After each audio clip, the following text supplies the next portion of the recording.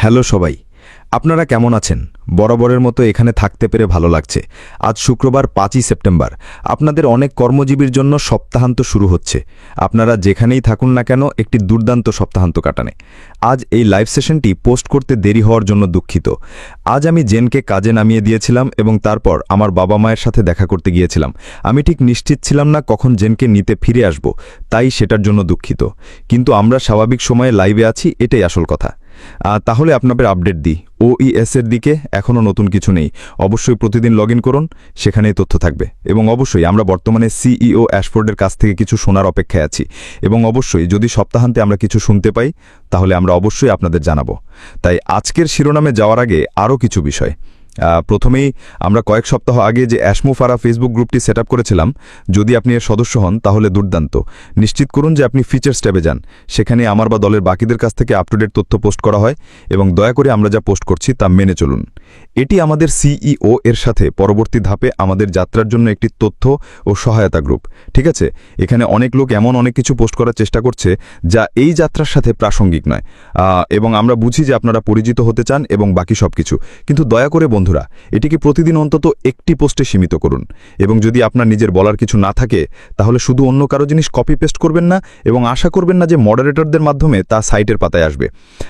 এছাড়াও যদি আপনি ঢোকার চেষ্টা করেন এবং আপনার অনেক অ্যাকাউন্ট থাকে, এটি এমন কিছু নয় যে আমরা সাধারণত ঢুকতে দেই, কিন্তু যদি আপনার অনেক অ্যাকাউন্ট থাকার কোনো কারণ থাকে তাহলে মডারেটরদের একজনের সাথে যোগাযোগ করুন এবং আমরা নিশ্চিত করব যে আপনাকে যোগ করা হবে। ঠিক আছে, এছাড়াও নিশ্চিত করুন যে আপনার অ্যাকাউন্ট আপ টু ডেট এবং লাইভ।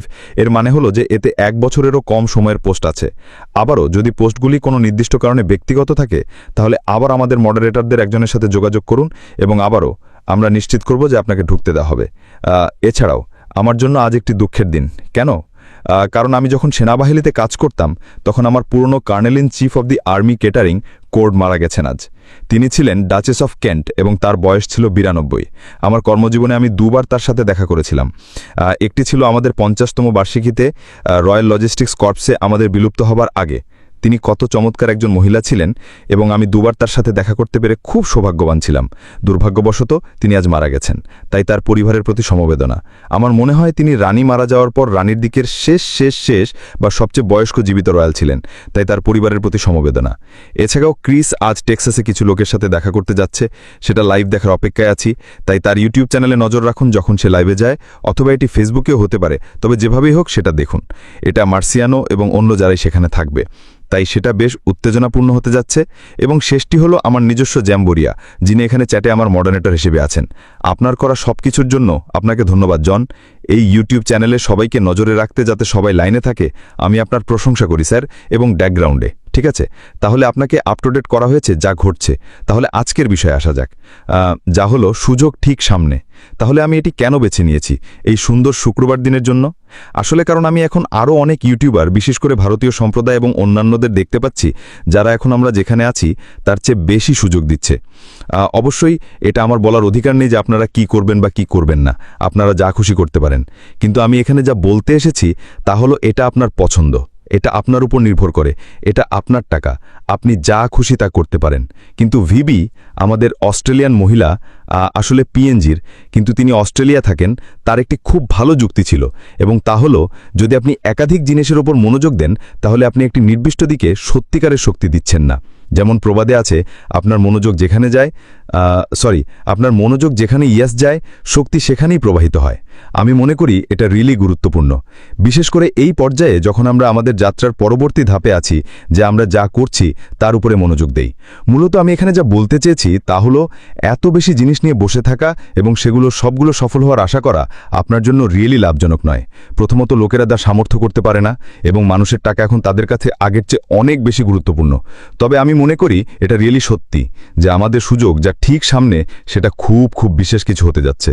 এবং আমি এখন এই সব কিছুর মধ্য দিয়ে যাব কেন আমি বিশ্বাস করি যে এটি আপনি দেখা অন্যান্য জিনিসগুলোর তুলনায় অতিরিক্ত বিশেষ হতে যাচ্ছে। আপনি হয়তো সামাজিক যোগাযোগ মাধ্যমে আপনার সামনে এসেছে এমন কিছু সম্মুখীন হয়েছেন এবং আপনাকে এটি দেখতে সক্রিয়ভাবে উৎসাহিত করা হচ্ছে, এমনকি যদি এটি বিনামূল্যে হয়। আজ আমি এই বিষয়েই কথা বলতে যাচ্ছি কেন আমি বিশ্বাস করি যে আপনার এই যাত্রার সাথে টিকে থাকা উচিত, সব জায়গায় ঘুরে বেড়ানোর পরিবর্তে।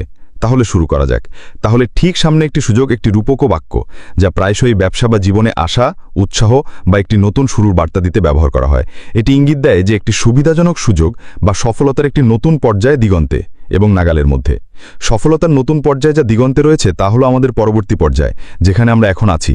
এবং এর পেছনের যুক্তি হলো এই সুযোগটি যা আমরা এখন আছি, আমরা জানি এটা কাজ করবে, আমরা এটি কার্যক্রমে দেখেছি, আমরা দেখেছি অতীতে আমাদের সুযোগের প্রমাণিত সাফল্য এবং এটি অনুমান করা যায়। তবে আমরা যদি এটাকে আবার একইভাবে অনুলিপি করি, যেটা আমরা করছি না, তাহলে এটি পরবর্তী পর্যায়ে কাজ করবে।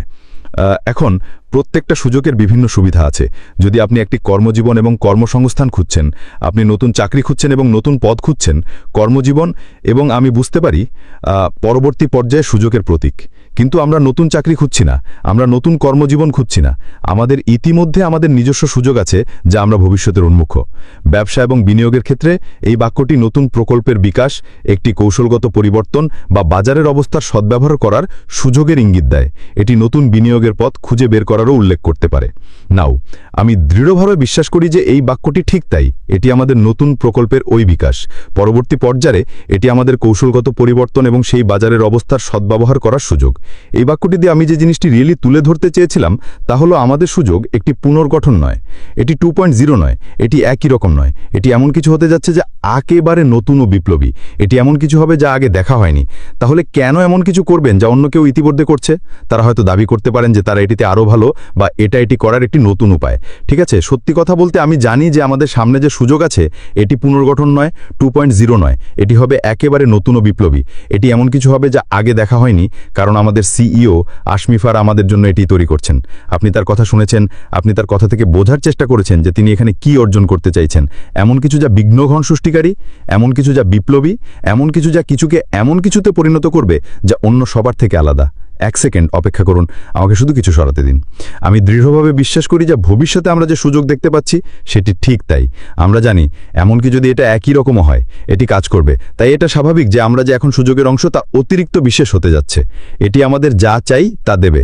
আমরা যে আর্থিক পুরস্কারের আকাঙ্ক্ষা করেছি, এবং মনে রাখবেন, কেউ কি টাকার কথা বলেছে? কেউটা।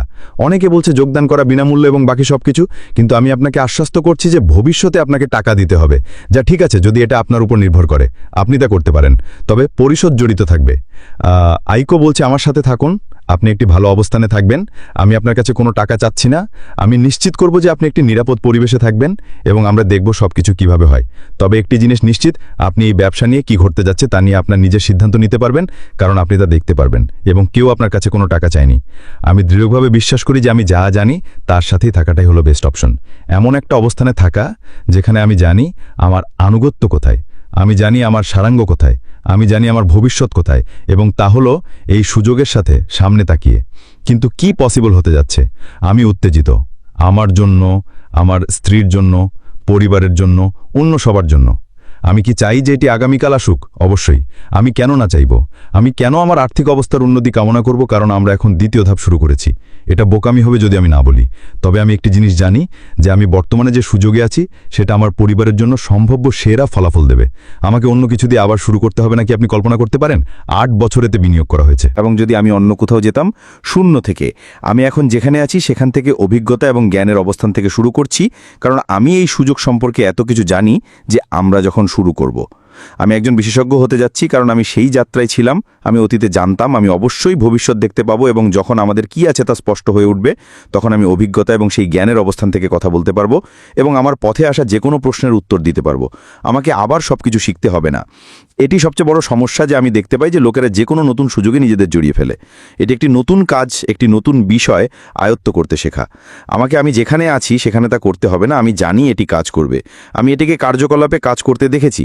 আমি দেখেছি কিভাবে দ্রুত সবকিছু শুরু হয়েছিল এবং লক্ষ লক্ষ মানুষ সাইন আপ করার মাধ্যমে তা হয়েছিল। আপনিও এটি মনে রাখবেন। তাহলে আপনার সামনে যখন নিখুঁত সুযোগ আছে, তখন কেন আপনার অবস্থানকে অন্য কিছুর জন্য ঝুঁকির মুখে ফেলবেন? এবং সেটিই হলো আমাদের পরবর্তী পর্যায়ে। এটা বেশ সহজ রিয়েলি। সব কিছু বুঝতে রকেট বিজ্ঞানী হওয়ার দরকার নেই। এটা এমন কিছু যা আমাদের জন্য আছে ব্যক্তিগত বৃদ্ধি এবং নতুন শুরুতে। এই বাক্যটি জীবনের ক্ষেত্রে প্রযোজ্য হতে পারে, যেখানে এটি ভবিষ্যতের প্রতি একটি ইতিবাচক দৃষ্টিভঙ্গি এবং অপেক্ষায় থাকা সম্ভাবনাকে উৎসাহিত করে। এটি একটি আসন্ন নতুন শুরুর ইঙ্গিত দিতে পারে, যেমন নতুন বছরের শুরুতে। আমি দৃঢ়ভাবে বিশ্বাস করি যে এটি আমাদের ব্যক্তিগত বৃদ্ধির অংশ।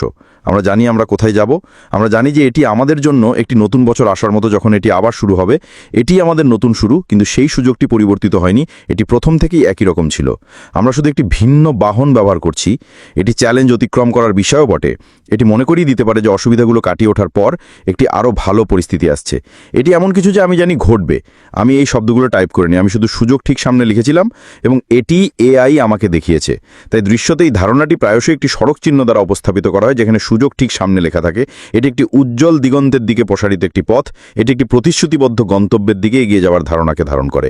আমাদের সেটি ইতিমধ্যেই আছে, আমাদের সিইওর সাথে। এই পরবর্তী ধাপে সেটি আমাদের গন্তব্য। কেন তারা ডানে বা বামে চলে যায় এমন কিছুর দিকে যার নিয়ন চিহ্ন আছে, আমার কাছে এর কোনো মানে হয় না। যদি আমরা যে পথে যাচ্ছি সেই পথে লেগে থাকেন, আমাদের সাথে ব্র্যান্ড নিউ গাড়িতে চড়ে যান, আপনি খুব আনন্দিত হবেন যে আপনি তা করেছেন। আমি এটি অনেকবার বলেছি, পথে থাকুন। এটি আমার উক্তি, কারণ আমি সম্পূর্ণরূপে বিশ্বাস করি আমাদের গন্তব্যে এবং আমি চাই আপনারা আমার সাথে সেই পুরস্কারগুলো কাটুন। এটি ফাঁকা কথা নয়, এটি আমি বিশ্বাস করি। আমি মনে করি এটিই ঘটবে। আমি মনে করি আমরা সবাই আবেগতভাবে কাঁদার পর্যায়ে পৌঁছে যাব, হয়তো আবেগতভাবে খুশি হব, কারণ আমরা আমাদের সামনে যা দেখতে যাচ্ছি যখন তা প্রকাশ পাবে। আমি অবশ্যই বিশ্বাস করি যে এটি ঘটবে। আপনি হয়তো আমাকে বিশ্বাস করেন না, আমি জানি না, কিন্তু এটি আমি বিশ্বাস করি। ড্যানিয়েল লি, আপনার সুপার স্টিকারের জন্য আপনাকে অনেক অনেক ধন্যবাদ। খুব খুব দয়ালু। আমি চাই যত বেশি সম্ভব মানুষ আমার সাথে লেগে থাকুক এবং কি ঘটতে চলেছে তা দেখুক। আপনি কি তা করতে পারবেন যদি আপনি ভিন্ন পথে যান, যে পথগুলোতে আমরা থাকব না? হয়তো আমি জানি না, আমি ভবিষ্যতের দিকে স্পষ্টতা নিয়ে দেখতে পাচ্ছি না। আমি যা ঘটবে তাতে বিশ্বাস করি। রাচেল, আপনার সুপার স্টিকারের জন্য আপনাকে অনেক অনেক ধন্যবাদ। খুব খুব দয়ালু। কিন্তু আমার কাছে যা আছে তা হলো দৃঢ় বিশ্বাস। আমাদের সিইওর উপর আমার বিশ্বাস আছে যে তিনি ভালো ফল দেবেন। সেই ব্যক্তি যাকে আমরা বিশ্বাস করি, আমি জানি তিনি তাই। তাইলে বন্ধুরা, যখন আমি বলি সামনে সুযোগ, আমার মানে এটা অন্য কিছু নয়, অন্য কোথাও একটি চকচকে বস্তু নয়, অন্য কোথাও কিছুর প্রতিশ্রুতি নয়। আপনি কেন আবার নতুন করে শুরু করতে চাইবেন? এটা অর্থহীন। এখানে থাকুন এবং আপনি পুরোপুরি ঠিক থাকবেন। আপনাকে অনেক ধন্যবাদ। ভুল ব্যক্তি নয়। আমি জানি না আপনি কোথায় গিয়েছেন। আপনার সুপার স্টিকারের জন্য আপনাকে ধন্যবাদ। এই নিন। এটা কি সঠিকটা? না, এত লোক আছে। এই নিন। তাই আমার মতে এবং আমার বিশ্বাসে পথ ধরে থাকা সত্যিই গুরুত্বপূর্ণ। এখানেই থাকুন, প্রলোভিত হবেন না। প্রলোভন সত্যি একটি জঘন্য জিনিস। আমরা সবাই জীবনে বিভিন্ন কারণে বিভিন্ন কিছুর মাধ্যমে প্রলোভিত হই, কিন্তু যোগভিতভাবে, এবং আমি বলছি যোগভিতভাবে। আপনি জানেন যে এটি সঠিক নয়, কিন্তু আপনি প্রলোভিত হন লোভ দ্বারা, প্রস্তাব দ্বারা, চকচকে জিনিস দ্বারা, এবং দিনের শেষে এটি সফল হয় না। আমি অবশ্যই জানি যে আমাদের সিইওর নেতৃত্বে আমরা এখন যার অংশ, সেই সুযোগ আমাদের সামনে। আমাদের যা করতে হবে তা হলো সেই স্বপ্নকে আঁকড়ে ধরে রাখতে। আপনি যা বিশ্বাস করেন তাকে আঁকড়ে ধরে রাখতে, এবং যদি আপনি তা করতে না পারেন তাহলে আমাদের জিজ্ঞাসা করুন এবং আমরা আপনাকে আঁকড়ে ধরে রাখবো, যাতে আপনি অন্য কোথাও টেনে নিয়ে যাওয়া না হন। তাই সেই প্রলোভনে পড়ার আগে নিজেকে তা থেকে সরিয়ে নিন। একটি ভালো লক্ষ্য, নিজেকে সেই প্রলোভন থেকে সরিয়ে নিন। যদি আপনি এর অংশ না হন তাহলে আপনি কিছু হারাবেন না, কিন্তু যদি এটিতে পথ ধরে না থাকেন তাহলে আপনি হারাবেন। আপনাকে এটা শেষ অবধি দেখতে হবে। আমি সেটাই করছি। আমি আন্তরিকভাবে আশা করছি যে যারা এখানে আছেন এবং এটি দেখছেন তাদের বেশিরভাগই ঠিক একই কাজ করবেন। যাই হোক, আমার কাছ থেকে এটুকুই। আমি কাল হয়তো আসবো, কারণ আমি শনিবার এখানে আছি। যদি আপনি এখনও না করে থাকেন তাহলে নিশ্চিত হন যে আপনি এই চ্যানেলটি সাবস্ক্রাইব করেছেন, এবং আমি যে কোনো আপডেট দেব তার জন্য আপনাকে অবহিত করা হবে, এবং দ্রুত নোটিফিকেশন ঘন্টায়। এবং যখন এই চ্যানেলে একটি নতুন ভিডিও আপলোড করা হবে তখন সেটি আসবে। আমার কাছ থেকে এটুকুই। ক্রিস জনসনকে এখানে দেখে ভালো লাগলো। আমরা সবাই আগ্রহের সাথে অপেক্ষা করছি ক্রিসকে মার্সিয়ানো এবং বাকি দলের সাথে কাজ করতে দেখতে। আমি আপনাদের সবার সাথে দেখা করব, এবং আশা করি কালকে। যদি না হয় তাহলে এটা সম্ভবত মঙ্গলবারের মজা জেনের সাথে। আমি সুপারিশ করি যে আপনি মঙ্গলবার আসুন। কেন? সে আপনাকে বলবে যে পার্টি কেমন হয়েছে। তাহলে আমাদের কাছ থেকে এটুকুই। খুব শীঘ্রই আপনাদের সবার সাথে দেখা হবে। এখনকার মতো বিদায়।